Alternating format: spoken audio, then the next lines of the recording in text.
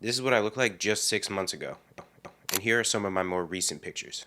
In that time, I dropped body fat, I built muscle, and I completely transformed my physique. In this video, I'm going to show you exactly how to recomp, how to burn fat and build muscle at the same time, and whether or not it's actually the right move for you. Now, many people seem to believe you can't do both. In order to build muscle, you gotta be in a calorie surplus. In order to lose body fat, you need to be in a deficit. Now, I'm going to be completely honest. To maximize your progress, I would pick a single direction and just focus on one goal at a time. However, that doesn't mean it's not possible if you set your plan up correctly and follow the steps I'm going to lay out for you in this video. Let's first cover if recomping is even right for you, because it certainly is not for everybody. If your goal is to get to, let's say, single digit body fat, then you're far, far better off committing to a proper fat loss phase. And if your goal is to, say, maximize muscle growth, your best bet is to 100% enter a small controlled surplus and focus specifically on muscle growth. Trying to do both at the same time, building muscle while burning body fat, is possible, don't get me wrong, but it's not optimal unless you fall into the right category. So let's break down those categories and find out exactly who should consider recomping.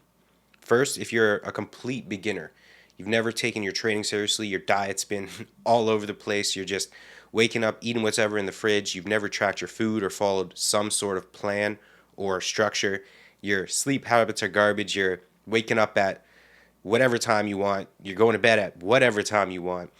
Your body is quite literally a sponge right now.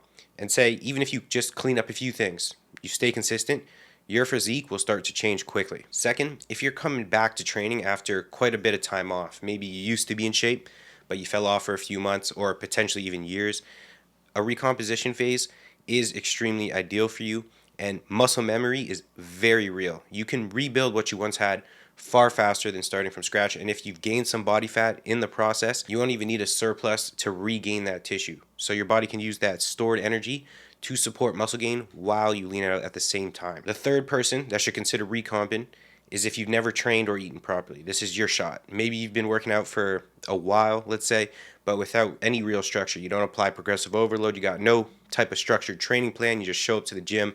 I want to do that exercise today. That one looks fun. Maybe I'll hit chest today. Maybe back. We'll see. A very inconsistent diet. Again, you're just whipping out whatever's in the fridge. Maybe you're just eating out. No sleep routine at all. You're going to bed, waking up at random times. Then a recomp phase is a huge opportunity, because the novelty of simply doing everything right, locking into a routine, a structured training and nutrition plan consistently is often more than enough to create a powerful recomp effect, especially in the first few months of real effort. And finally, if you're a skinny fat guy, meaning you're not technically overweight, but you also don't have much muscle mass, recomping is usually the best option for someone like you, because most skinny fat guys, they look at their belly and they think, I need a cut. But in reality, you don't have much of a fat problem. You have more of a lack of muscle problem.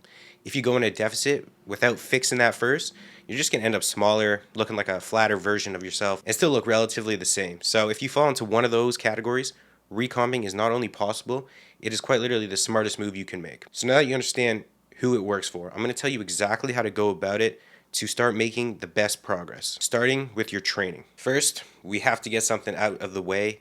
There is absolutely no such thing as a special recomp workout. The whole idea you need to do some type of circuit training, or like high rep sets with a bunch of supersets, or calorie burning workouts, is the worst thing you could do and will build you zero muscle mass. You're not in the gym to burn calories, you're in there to build muscle. Making that differentiation first is the first step. So if your goal is to change your body composition, meaning more muscle and less body fat, your training in this phase should look no different than if you were bulking and your goal was to maximize muscle growth. So starting from the very basics, we want to get a training plan in place.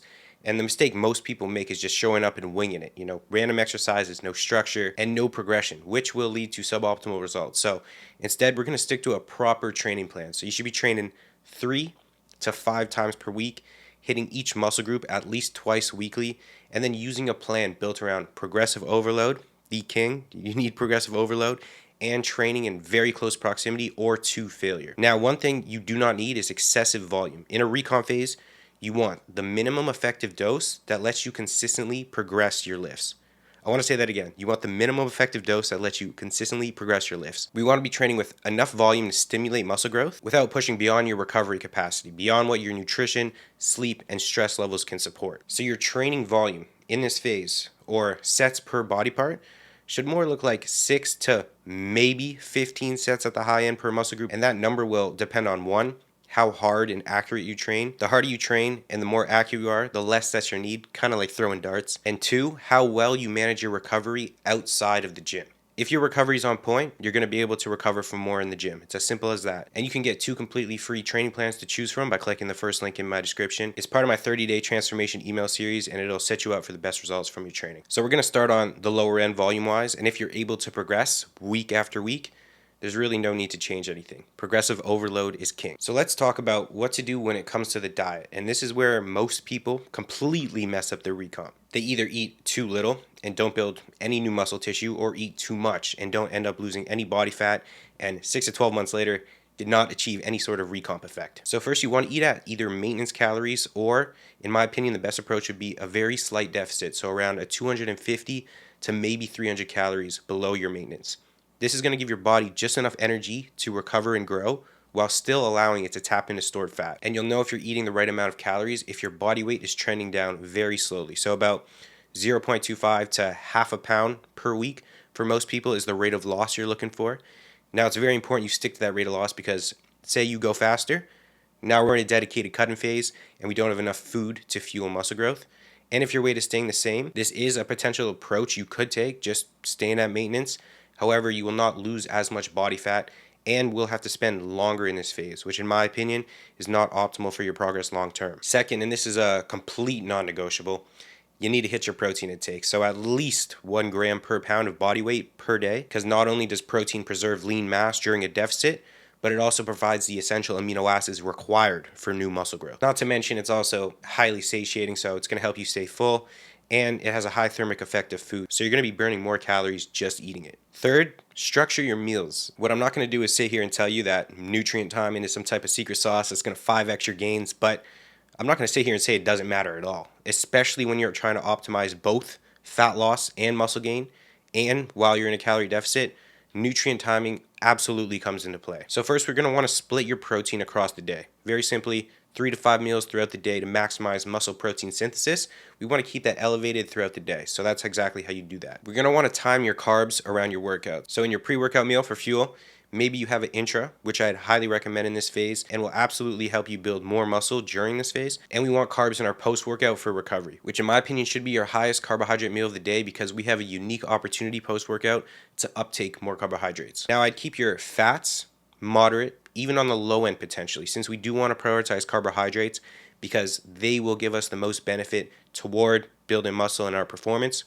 However, when it comes to fats, don't go lower than 0.3 grams of fat per pound of body weight, because they are absolutely essential for hormone production along with overall health. And then potentially, if you're someone already nailing those basics, you're like, Oscar, this stuff's so easy, I already do all that.